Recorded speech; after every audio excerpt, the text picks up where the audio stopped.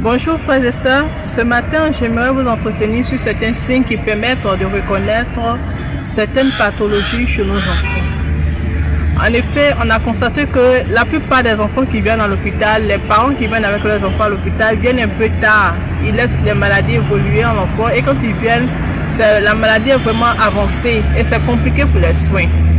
Donc ce matin, je fais cette vidéo pour juste attirer l'attention de nos mamans, de nos papas. C'est-à-dire, quand ils vont constater certains signes chez leurs enfants, c'est pas la peine de tarder, il faut l'envoyer voir un pédiatre. Bon, les premiers signes qu'on pourrait reconnaître facilement, d'abord c'est à la naissance. L'enfant, il peut avoir un bon abgas, c'est-à-dire des signes vitaux qui montrent que l'enfant va bien. Il peut les avoir, il n'y a pas de souci. Mais on verra qu'au fur et à mesure, l'enfant ne peut pas téter. C'est-à-dire quand il commence à téter, il se souffle. Il est beaucoup essoufflé et il a tendance à vouloir vomir, il vomit beaucoup.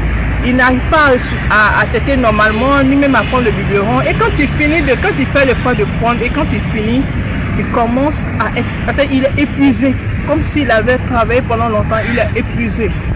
Ça, ce sont déjà les premiers signes qui montrent que l'enfant a un gros souci de santé. Quand vous constatez cela, ne tardez pas, ne restez pas à la maison. Venez voir un pédiatre qui va vous orienter, qui va vous donner certaines orientations.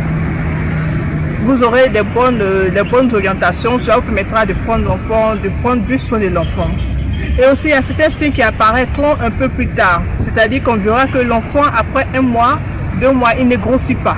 Malgré qu'il tète, il n'arrive pas à grossir. Il est toujours de petits poids, comme s'il venait de naître, alors qu'au fond, il peut avoir 1 mois, 2 mois. Là aussi, ce sont des signes d'alerte. Il faut aller voir aussi un pédiatre ou bien même un cardiopédiatre qui va vous orienter. Ne restez pas à la maison, il faudra toujours aller consulter quand vous constatez ces différents signes.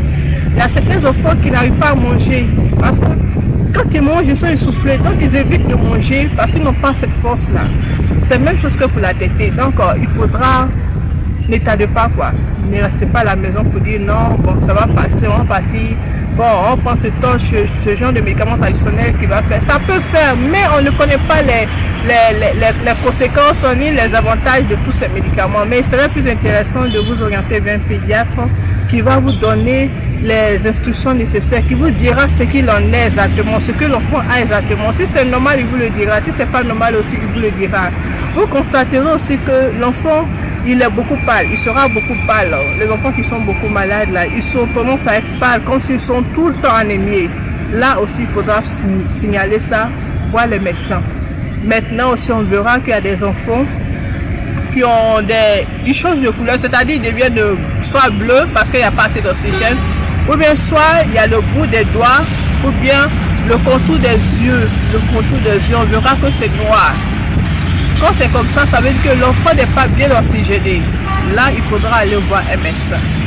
Donc aujourd'hui, j'ai voulu parler de ça parce qu'on reçoit beaucoup d'enfants et on constate que ces maladies sont trop avancées. Quand ces enfants viennent dans c'est tellement avancé parce que les maladies cardiaques, les maladies qui naissent avec l'enfant, quand on ne prend pas ça au sérieux dès le départ, quand on ne commence pas les traitements dès le départ, plus l'enfant grandit, plus la maladie aussi grandit. La maladie s'installe et les soins deviennent compliqués et très chers. Donc, moi, je conseillerais aux parents de faire très attention surtout, et aussi de toujours voir s'il y a une petite anomalie au niveau des enfants. Ne tardez pas. Ne dites pas que bon, peut-être que c'est la maladie de oiseau ou bien c'est la maladie de bosse, on ne sait jamais. Ça appelle ça comme ça peut répéter ça. Mais l'idéal, c'est de voir un médecin qui va vous orienter, qui va vous dire ce qu'il y a à faire. En tout cas, c'est ma contribution d'aujourd'hui. Je vous dis merci, merci, merci. Et surtout, abonnez-vous à ma page. Regardez mes vidéos. Et surtout les partager parce que vraiment j'ai besoin que vous partagez mes vidéos pour que d'autres parents puissent entendre cela. Vraiment merci et Dieu vous bénisse, Dieu protège nos enfants, nos familles et que la grâce de Dieu demeure sur vous. Merci.